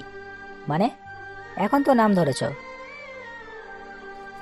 ভাইয়া আপুরা কয়টা টাকা দিয়ে যান। এই যে আমার ভাই 3 দিন ধরে অসুস্থ, ডাক্তার বলেছে অনেক টাকা লাগবে। এই মেয়ে, এই ফটো তুমি কোথায় পেলে? স্টুডিওর লোক দিয়ে তুলেছি আমার ভাইয়ের ফটো। না, এটা আমার ভাই হতে পারে না, এটাই আমার ভাই। জানি না। ভাই এখন কোথায়? হসপিটালে। কি কি হয়েছে আমার ভাইয়ের? আমার কেমন কেমন লাগছে, না জানি ছেলেটা কোথায় আছে, কি অবস্থায় আছে। কোনো বিপদ হয়নি তো? পরিবারের সবার অপমান সহ্য করতে না পেরে ওই দিন রাতে হসপিটাল থেকে বেরিয়ে পড়েছিলাম নতুন কোনো শহরের উদ্দেশ্যে। রাতের আকাশে হাজারো তারার ভিড়ে চাঁদ যেমন একটিক, তেমন ওই শহরের হাজারো মানুষের ভিড়ে আমি বড্ড হাসাই আর একা। হাঁটতে হাঁটতে বাস স্ট্যান্ডে গেলাম, সেখান থেকে ঢাকার বাসে উজানভাটি অবধি যাই। ওখানে একটা ঝামেলায় পড়ে বাসটা মিস করে যাই, কারণে পরার বাস ধরে সকাল 4টায় পৌঁছালাম ঢাকা নামের নিষ্ঠুর এক শহরে। বাস স্ট্যান্ড থেকে নেমে আনমনা হয় ফুটপাত দিয়ে হেঁটে যাচ্ছি, তখন থমকে দাঁড়ালাম একটা মানুষের কণ্ঠ শুনে। কোথায় যাবেন? কণ্ঠটা খুব পরিচিত। ঘুরে তাকাতেই দেখলাম রিক্সাওয়ালার বেশে আব্বুর সেই বন্ধু, যার রেস্টুরেন্টে আমি 10 বছর আগে কাজ করেছিলাম। করিম চাচা বলে এগিয়ে গেলাম তার দিকে। আমাকে এত সুন্দর করে চাচা ডাকলে? কে বাবা তুমি? আরে চাচা, আমি আমি আপনার বন্ধুর ফয়সাল সাহেবের ছেলে নিহান, ভুলে গেলে আমাকে? বাবা তুমি? হ চাচা। আচ্ছা চাচা, আপনার এই অবস্থা কেন? কি করব, খাওয়ার জন্য এই বুড়া বয়সেও রিক্সা চালাই। আপনি কেন রিক্সা চালাবেন? আপনার এত ব্যাংক ব্যালেন্স থাকতে? ছিল, এখন নাই। করিম চাচা দুটি হাত ধরে বললাম, কি হয়েছে চাচা, একটু খুলে বলবে কি? সবই নিয়তির খেলা বাবা, সম্পত্তির লোভে আমাকে খুন করে ফেলতে চায়, তাই আমি সবকিছুর মায়া ছেড়ে দিয়ে বেঁচে আছি। কারা খুন করতে চায়? আমার আদরের 3 সন্তান। আমি চাচাকে সান্ত্বনা দিলাম, তারপর তাকে নিয়ে তার নতুন বস্তিতে গেলাম।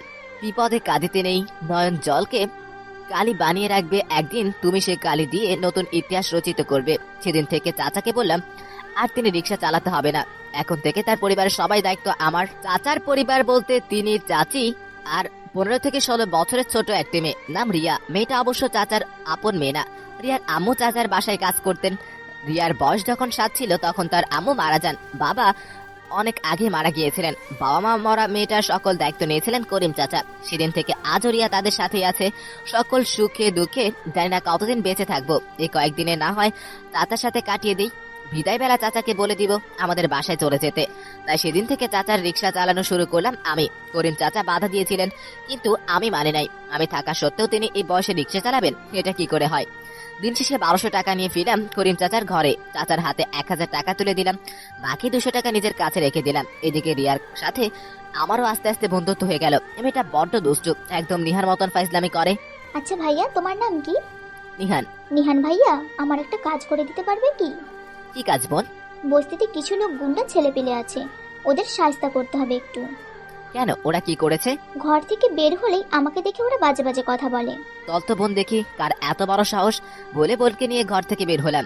ভাইয়া ওই যে ওইখানে বসে আছে 4-5টা ছেলে। আমি তাকিয়ে দেখলাম ছেলেগুলো 15 থেকে 16 বছরের হবে, কিন্তু সবাই ধূমপান করতেছে। পারবে কি সাহায্য করতে? আজ বরং ওয়ার্নিং দিয়ে আসি। যাও। তারপর আমি গিয়ে ছেলেগুলোদের কয়েকটা কথা বলে সুদ বুঝিয়ে আসলাম। আশা করি দ্বিতীয়বার আর কাজে কথা বলবে না। 3 দিন পর রিয়া আবার বলল ওরা তাকে ডিস্টার্ব করছে। বাস আমার মাথা গরম হয়ে গেল। নিজেকে কন্ট্রোল করতে না পেরে সোজা গেলাম ওই ছেলেদের কাছে। গিয়ে রিয়াকে বললাম কোন ছেলে ডিস্টার্ব করেছে বল। মাঝখানে ছেলেটাকে দেখিয়ে দিয়ে বলল ও তার হাত ধরেছে। আমি ঠাস করে ছেলেটার গালে চড় মারলাম আর ডান হাতটা শক্ত করে মোচড়ে ধরলাম। এটা দেখে বাকি ছেলেরা পালিয়ে গেল। আর মেয়েদের সাথে বেয়াদবি করবি? মাফ করে দেন ভাই, আর কখনো কারোর সাথে বেয়াদবি করব না। এটা লাস্ট চান্স, দ্বিতীয়বার এমন করলে তোদের আমি কি করব নিজেই জানি না। বলে ছেলেটাকে ছেড়ে দিলাম। ছেলেটা একটু দূরে যেতেই আস্তে আস্তে বলল তোকে দেখে নিব শালা। কথাটা আমার কান অব্দি স্পষ্ট ভাবে পৌঁছায়। আমি আর কিছু না বলে রিয়াকে নিয়ে ঘরে গেলাম। বেশ ভালোই চলছিল আমাদের দিনগুলো। দেখতে দেখতে 4-5 দিন কেটে গেল। সারাদিন রিক্সা চালিয়ে রাতে ঘরে ফিরলাম। খাবার খেতে বসে চাচিকে বললাম রিয়া কোথায়? টিউবওয়েল থেকে পানি আনতে গেছে। একা কেন গেল? সে প্রতিদিনই একা যায়। কখন গেছে? 15-20 মিনিট হবে। আচ্ছা তুমি খাবার রেডি করো, আমি রিয়াকে নিয়ে আসছি। বলে আমি চলে গেলাম রিয়ার কাছে। টিউবওয়েলের ওখানে গিয়ে দেখি রিয়া নেই। একটু আশেপাশের ঘরগুলোতে তাকে খুঁজতে লাগলাম, কোথাও পেলাম না। তখন বস্তির পাশের বন থেকে কারা যেন চিৎকারের শব্দ শুনতে পেলাম। এক দৌড়ে সেখানে গিয়ে দেখি রিয়া বোন আমার মাটিতে শুয়ে আছে অজ্ঞান অবস্থায়। তার পাশে দাঁড়িয়ে আছে এলাকার বখাটে ছেলেগুলো। ওই দিন নিহার উপর ধুলাফায়ের আক্রমণ করা দেখে যেমন আমার রাগ উঠেছিল, ঠিক তেমনই আজও রাগ হলো আমার। 4টা ছেলেকে উড়াধুরা মার শুরু করলাম। প্রায় 5-7 মিনিট পর পিছন থেকে কে যেন আমার মাথায় বাড়ি মারলো। মাথার পিছনে হাত দিতেই অন্য একটা ছেলে এসে আমার পেটে ছুরি ঢুকিয়ে দিল। এক ধাক্কায় পেট থেকে পিঠের হাড় ভেঙে বেরিয়ে গেল। তারপর আবার মারতে যাবে, আমি হাত দিয়ে বাধা দিয়ে ফেলে হাতের অনেকটা অংশ কেটে গেল। তখন অনেকটা ছেলে বলল দেখ আজ তোর সামনে তোর বোনকে কি করি। যা করার আমার সাথে কর, বোনের সাথে কিছু করিস না প্লিজ। বলে 2 হাঁটু গেড়ে মাটিতে বসলাম। করব, তোর সামনে তোর বোনকে ধর্ষণ করব। তুই কি করবি শুনি? খোদার কসম তোদের একটাকেও চিন্তা রাখবো না। বলে ছেলেটাকে 2 হাত দিয়ে ধরে শূন্য একটা আছাড় মারলাম। ছেলেটার হাত পা মনে হয় ভেঙে গেছে। এরপর সেম কাজটা বাকি 3 জনের সাথে করলাম। কারো হাত বা কারো পা ভেঙে দিয়েছি। 4টা ছেলে মার খেয়ে পালিয়ে যাওয়ার পর আমি একটা গাছে হেলান দিয়ে বসে পড়লাম। মাথায় ভীষণ ব্যথা করছে, এদিকে রক্ত তো কোনো বাধি মানছে না। শরীরটা দুর্বল হয়ে পড়লো। জানি না কবে চোখ দুটো বন্ধ করে অজ্ঞান হয়ে পড়লাম। আমাকে অজ্ঞান অবস্থায় নিয়ে হসপিটাল থেকে ওই হসপিটাল গেলেন, কিন্তু কোনো হসপিটালে ভর্তি করাচ্ছে না। বিভিন্ন বাহানা দেখায়। সরকারি হসপিটালে অনেক কষ্টে চান্স মিলল, তবে কোনো ওয়ার্ডে না, সিটে নয়, সিঁড়ির পাশে। সস্তা দামের ট্যাবলেট দেওয়া হয় সেখানে, কেননা সরকারি হসপিটালে সিট পেতে হলে 1500 থেকে 2000 টাকা দেওয়া লাগে। আর করিম চাচার কাছে এতগুলা টাকা নেই। তাই আজ 3 দিন ধরে আমি এই সিঁড়ির পাশে অজ্ঞান অবস্থায় আছি। চাচি আমার পাশে আর চাচা রিক্সা নিয়ে বেরিয়েছে। এদিকে রিয়া ভিক্ষা করতে বেরিয়ে পড়েছে শুধু আমাকে বাঁচানোর জন্য। গতকাল যে টাকা পেয়েছিল সে টাকায় শুধু একটা ইনজেকশন দেওয়া হয়েছে। 3 দিন ধরে চাচা চাচি ও রিয়া কিছুই খায়নি। রিয়া ভিক্ষা করছিল, তখন দেখা হয় নিহানের সাথে। নিহা যখন আমার কথা মনে নিহানের কথা জানতে পারলেও তাড়াতাড়ি হসপিটালে আসে। তারপর নিহানকে একটা কেবিনে শিফট করালো। এদিকে 3 দিন ধরে কিছু না খাওয়ার কারণে হঠাৎ চাচি অজ্ঞান হয়ে গেলেন। তার চিকিৎসা চলছিল পাশের কেবিনে। চিকিৎসা শেষ হওয়ার পরই সবাই ঢুকলো চাচির কেবিনে। আর সেখানে বসে জানতে পারলো নিহানের সব ঘটনা। রাত প্রায় 10টা। তখন একজন নার্স এসে বলল কেবিনের নাম্বার 104 এর রোগী আপনাদের কি? ওনাকে তো কেবিনে পেলাম না। তার মেডিকেল টেস্ট রিপোর্ট এসেছে। কই দেখি। এই নিন। ফাইলটা খুলে পড়তে লাগলো। যতই পড়ছি ততই অবাক হচ্ছে। পড়তে পড়তে একটা সময় তার চোখ দুটো দিয়ে 2 ফোঁটা জল পড়লো ফাইলের কাগজে। ওখানে কি লেখা ঐশী? না তেমন কিছু না। তুমি কাঁদছিলে কেন বলো, এখানে কি লেখা ছিল? দেখি কি লেখা আছে। এই এখানে হচ্ছেটা কি? তোমরা কাঁদছো কেন? তোমাদের চোখে জল কেন? কি লেখা আছে আমার কলিজার রিপোর্টে? নিহান এই পৃথিবীতে খুব অল্প সময়ের অতিথি। তার কথা শুনতেই নিহার মা তাই যেন আকাশ ভেঙে পড়লো। সেখান থেকে দৌড়ে ভাইয়ের কেবিনে গেল। ভাই সিটে নেই, কিন্তু নীলা আপু আব্বু ওখানে দাঁড়িয়ে আছে, আর আব্বু দেওয়ালে হেলান দিয়ে ফ্লোরে বসে আছে। আমার ভাই কই? নিহার কথা শুনে আব্বু আর নীলা আপু পিছনে ঘুরে তাকালো। আমরা এসেও তাকে পাইনি, কিন্তু এই কাগজটা পেলাম। কলিজা, মাফ করে দিস, আমি মিথ্যেবাদী। তোকে কথা দিয়েছিলাম সারা জীবন তোর সাথে থাকবো চায়ের মতন, কিন্তু পারলাম না। চিঠিটা যখন তুই পড়বি তখন আমি হয়তো এই পারে ওই চাঁদে মামার দেশে চলে যাব। আব্বু, আপনার অ্যাকাউন্টে 1 কোটি টাকা আসবে, সেগুলো নিয়ে আমার কলেজাটার বিয়ে ধুমধাম করে দিবে। যে টাকা বাকি থাকবে সেই টাকা দিয়ে একটা বাড়ি করবে বড়, সেখানে করিম চাচার মতো অনেক মানুষের জায়গা হবে। কারো প্রতি আমার কোনো অভিযোগ নেই। তোমাদের সবার মাঝে আমি বেঁচে থাকবো চিরকাল। আম্মু, সারা শব্দ নাই। আম্মু, আম্মু, আম্মু। রোগটির নাম দ্য এক্সট্রেজেম। ক্যান্সার থেকে মারাত্মক এই রোগ 100 কোটি মানুষের মধ্যে একজনের হয়ে থাকে। ক্যান্সার আর এটার মধ্যে একটাই পার্থক্য, ক্যান্সার ভিতর থেকে আক্রমণ করে আর এক্সট্রেজেম বাহির থেকে। ঠিক কিভাবে? ক্যান্সারের আক্রান্ত হওয়ার পর আস্তে আস্তে রোগীর ফুসফুস, কলিজা, কিডনি ইত্যাদি নষ্ট হয়। আর এক্সট্রেমের আক্রমণে প্রথম শরীর থেকে চামড়া আলাদা হয়ে যায়। কিভাবে? ঠিক যেমন নরম কাদায় হাত দিলে হাত লেগে যায়, তেমনি রোগীর মাংসপেশি নরম হয়ে যায়, যার কারণে চামড়া শরীর থেকে আলাদা হয়। আর কেউ হাত দিয়ে স্পর্শ করলে চামড়া উঠে আসে। আস্তে আস্তে রোগীর সমস্ত চামড়া ঝরে পড়ে আর মাংসপেশিতে জীবাণু সৃষ্টি হয়। এই ধরনের রোগী প্রথম লক্ষণ দেখা দেওয়ার পর মাত্র 3 মাস 8-10 দিন বেঁচে থাকে। দেখ তো মা কিসের জন্য মেসেজ আসছে। ব্যাংকে মেসেজ। কার অ্যাকাউন্ট থেকে জানি আপনার অ্যাকাউন্টে 1 লক্ষ টাকা জমা হয়েছে। কই দেখি মেসেজটা। ডাল মে কুছ কালা হে। কি? নিহান বলেছিল তার অ্যাকাউন্টে 1 কোটি টাকা আসবে, কিন্তু 1 লক্ষ টাকা আসছে। তো কি হইছে? অনেক কিছু। বলো। একটা কথা বলতে ভুলে গিয়েছিলাম। নিহানের যে রোগ হয়েছে সেটা একটা ভালো দিক আছে। আমার কলিজা বেঁচে থাকার কোনো দিক আছে কি? না, ভালো দিকটা হলো প্রথম লক্ষণ দেখা দেওয়ার পর থেকে 3 মাস পুরো সুস্থ থাকবে। আর তখন চাইলে তার ডিএনএ দিয়ে 40টা রোগের ওষুধ বানানো যাবে। তার ব্লাড থেকে 5টি মরণব্যাধি রোগের ওষুধ তৈরি হবে। আর সে কাজটা রোগীর অনুমতি, তার পরিবারের অনুমতি নিয়ে সম্পূর্ণ সরকারিভাবে করা হয়। কখনো কি কেউ তোমাদের অনুমতি নিয়েছিল বা কোনো ফাইলে স্বাক্ষর করিয়েছিল? না। হ্যাঁ, আমি করেছিলাম একটু আগে স্বাক্ষর। কোথায়, কখন? ভাইয়ের চিকিৎসা চলাকালীন সময় একটা ছেলে আমার স্বাক্ষর নিয়ে গিয়েছিল। ওখানে কি লেখা ছিল? খেয়াল করি নাই। আমাকে বলেছিল এটা তাতে ফর্মালিটি, আর ছেলেটার হাত কাঁপছিল। বুঝে গেছি, এটা সম্পূর্ণ অবৈধভাবে করা হচ্ছে। কেমনে বুঝলে? টাকার পরিমাণ কম, 2 পরিবারকে না জানিয়ে তাদের সম্মতি নিয়েছে। এখন কি হবে? এখনো যদি বসে থাকতে হয় তাহলে তোর ভাই সিবিআই হলো কেন? আমি কিচ্ছু জানি না। আমার ভাইকে আমি ফিরে পেতে চাই। তুমি এখানে বসে থাকো, আমি তোমার ভাইকে 1 ঘন্টার ভিতরে ফিরিয়ে নিয়ে আসবো। হসপিটালের সম্পূর্ণ ফুটেজ দেখতে পারি কি? আচ্ছা, তাহলে সিবিআই অফিসারকে তো দেখানো যাবে। কেবিন নাম্বার 104-এর ফুটেজ দেখাও। করিডোরের পিছনে যাও, পিছনে আরো 10 মিনিট পেছনে। ওয়েট, একটু সামনে। হ্যাঁ, ওই ছেলেটাকে জুম করো। এটাকে হসপিটালের স্টাফ কি? এর একটা পিক আমাকে দাও। এবার ফুটেজটা সামনের দিকে নিয়ে আসো। ওয়েট, এরা কারা ট্রলি নিয়ে কেবিনে ঢুকলো? একটু সামনে নাও। এই লিফট তো উপরের দিকে যায়, তাই না? লিফটের ভিতরে কোনো ক্যামেরা আছে কি? আচ্ছা, তাহলে 3য় ফ্লোরে লিফটের সামনে ফুটেজ দেখাও। নেক্সট, এখানে ফুটেজ ডিলিট করা হয়েছে কি? কিভাবে বিশ্বাস করব? আমি যদি বুঝতে পারি ডিলিট করা হয়েছে আর এখানে তোমারও হাত আছে, সেটাই সময় বলে দিবে। হ্যাঁ বলো। স্যার, আপনি যে অ্যাকাউন্ট দিয়েছেন সেটার একটা ফেক নাম, ফেক ঠিকানা দিয়ে খোলা। ও আচ্ছা, ওই অ্যাকাউন্টে কত টাকা ট্রান্সফার আর জমা হয়েছে এটার লিস্ট বানিয়ে আমাকে পাঠিয়ে দাও। জি আচ্ছা স্যার। স্যার, এই হসপিটাল থেকে একজন রোগীকে কিডন্যাপ করা হয়েছে। আগামী 1 ঘন্টার ভিতরে তাকে খুঁজে বের করতে হবে। সিসিটিভি ফুটেজ দেখলেই তো হয় স্যার। দেখছি। এই লিফট থেকে নিহান গায়েব।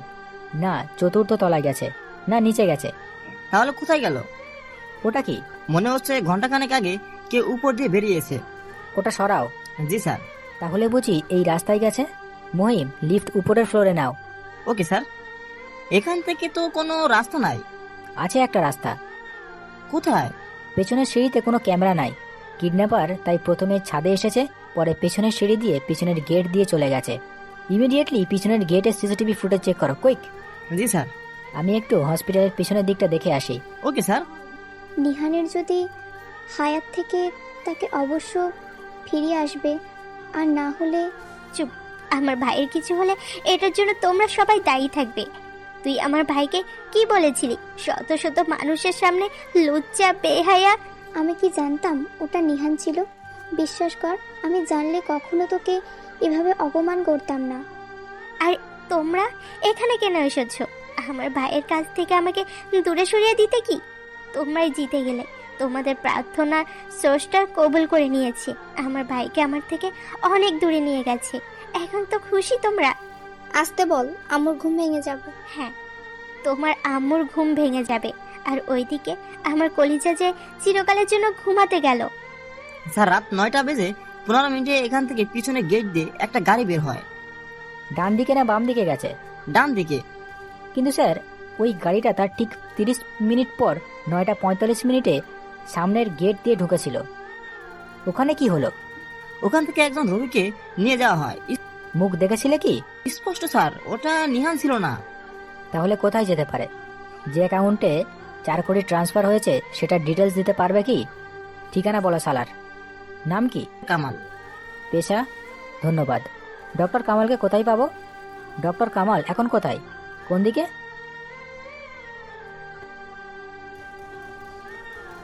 গাইজ, এই লোকটিকে আটকাও তাড়াতাড়ি। Okay sir. কে তুমি? আর এখানে পিস্তল নিয়ে ঢুকলে কি করে? বেড়ে যান বলছি। আমি সিবিআই অফিসার। এটা একটা ইল্লিগাল অপারেশন। এটাকে এখনই বন্ধ করুন। কি? ডক্টর কামাল তো বলছেন এটা সম্পূর্ণ লিগের অপারেশন। এখানে পরিবার এবং ডোনারের অনুমতি আছে। না, নেই। এখনই অপারেশন বন্ধ করবেন নাকি আমি গুলি চালাবো? স্যার, আমরা এটা তো জানতাম না। জানলে এমন কাজ কখনো করতাম না। নিহানকে সুস্থ করতে কত সময় লাগবে? 1 ঘন্টা। কিন্তু সে আর বাঁচবে কিনা সেটা জানি না, কারণ আমরা কিডনি ট্রান্সফার করার 70% কাজ করে ফেলছি। যে করেই হোক তাকে বাঁচাতে হবে, না হলে তোমাদের কাউকেই ছাড়বো না আমি। স্যার, এই বেটাই ডক্টর কামাল। কুত্তার বাচ্চা, বল এমন কাজ করলি কেন? টাকার লোভে স্যার। নিহানের কি ওই রোগ হয়েছে? না স্যার। তাহলে? মার্কেটে এবি নেগেটিভের দাম অনেক বেশি। একটা কিডনির দাম 1 কোটি টাকা। আমি যখন সিলেট সিটি জেলে যাই আসামিদের স্বাস্থ্য চেক করতে, তখন জানতে পারলাম দেহানের ব্লাড গ্রুপ এবি নেগেটিভ। তারপর আস্তে আস্তে তার সাথে বন্ধুত্ব করে তার জীবনের সকল ঘটনা জানতে পারলাম। পরিবারের প্রতি একটা ঘৃণা সৃষ্টি করলাম তার মনে। একদিন সে আমাকে জানালো তার কফের সাথে কালো রঙের কি যেন একটা জিনিস বেরিয়েছে। সেদিন থেকে আমি আমার প্ল্যান বানিয়ে নিলাম।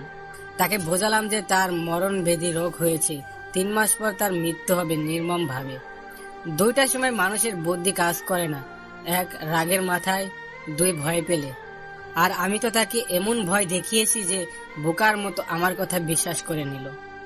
ট্রলি নিয়ে লিফটে ঢুকলি, লিফটের উপরের অংশ কেটে ছাদে গেলি, তারপর পিছনের গেট দিয়ে বাহিরে। তাহলে ওখানে আসলে কিভাবে? ওটা তো ছিল টাইম পাস। মানে কি? মানে হলো যে ট্যালি দেহানের কেবিন থেকে বেরিয়েছিল, সেখানে দেহান নয়, আমার লোক ছিল। আর দেহানকে আমি এর আগে ফোন দিয়ে বলে দিয়েছিলাম 115 নম্বর কেবিনে চলে যেতে। আমি জানতাম যে তুই সিবিআইয়ের জন্য এই খেলাটা খেললাম, যাতে তুই ওইদিকে ঘুরবি আর আমি এদিকে আমার কাজটা করে নিব। কিন্তু একটা ভুলের জন্য সব হলো। যদি ওই সিটিটার ফেলে দিতাম তাহলে আজ। তোর সাথে কে কে আছে? বলবোই না। অফিসে নিয়ে জিন্দাবাদ কর। কত দিব স্যার? 15 নাকি 20? 90 ডিগ্রি দিবি। তার পাশে নীলা আপু আর ঐশী। আর এদিকে আব্বু আমার সোজা পায়ের কাছে আমার পা দুটি ধরে বলতে লাগলেন, ভুল করলে ক্ষমা করা হয়, আর আমাকে সে ক্ষমা চাওয়ার সুযোগটাই দিলে না বাবা। সবাই কাঁদছে। করিম, চাচা, চাচি আর রিয়াও দাঁড়িয়ে দাঁড়িয়ে কাঁদছিল। কান্নার শব্দটা তখন আরো বেড়ে যায়। তখন টি করে কম্পিউটারে দেখালো আমার পালস দুর্বল হয়ে আসছে। স্যার আমাদের মাঝে নাই। ভাই, একটিবার কথা বল। বল না ভাই, তোকে ছাড়া আমি জিন্দালাশ হয়ে যাব ভাই। তখনই আম্মু কেবিনে ঢুকতে ঢুকতে বলতে লাগলেন, বাবা, যাস না তুই, আমি থাকতে পারবো না তোকে ছাড়া।